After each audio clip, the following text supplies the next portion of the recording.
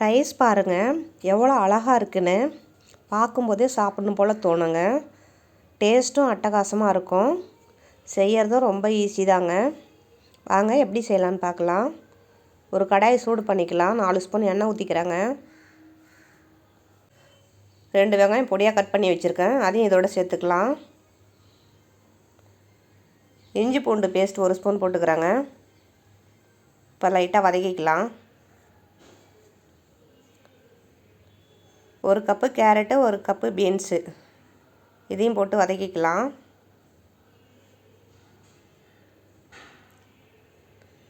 தனி மிளகாய்த்தூள் 1 ஸ்பூன் போட்டுக்கிறேங்க. கறி மசாலா தூள் 1.5 ஸ்பூன் போட்டுக்கிறேன். இப்போ நல்லா கலந்து விட்டுக்கலாம். இந்த காய்க்கு மட்டும் கொஞ்சமாக சால்ட்டு போட்டுக்கலாம், இல்லை கல்லுப்பு கூட போட்டுக்கலாம்.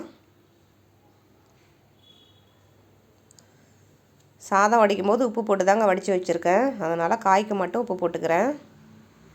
ஒரு கைப்பிடி கோஸு சின்னதாக ஒரு குடமிளகா பொடியாக கட் பண்ணி இதோட போட்டு நல்லா கலந்து விட்டுக்கலாம். இப்போ நல்லா வதங்கிருச்சு. 1 spoon soya sauce, 1/2 spoon chilli sauce சேர்த்துக்கிறேன். எல்லாம் கலந்து விட்டாச்சு.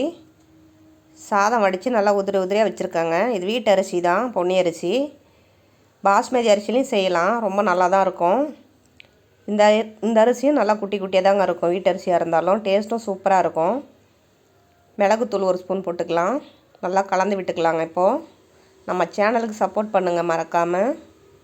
பாருங்கள் ரைஸ் எப்படி உதிரி உதிரியாக இருக்குன்னு. காலிஃப்ளவர் பொரிச்சு வச்சுருக்கேங்க, அது இதோட போட்டு நல்லா கலந்து விட்டுக்கலாம். லாஸ்ட்டாக கொத்தமல்லி தழை தூவி இறக்கிக்கலாங்க. பாருங்கள் சூப்பராக இருக்கும். சாப்பிட்டு பார்த்துட்டு எப்படி இருக்குன்னு சொல்லுங்கள். தேங்க்யூ.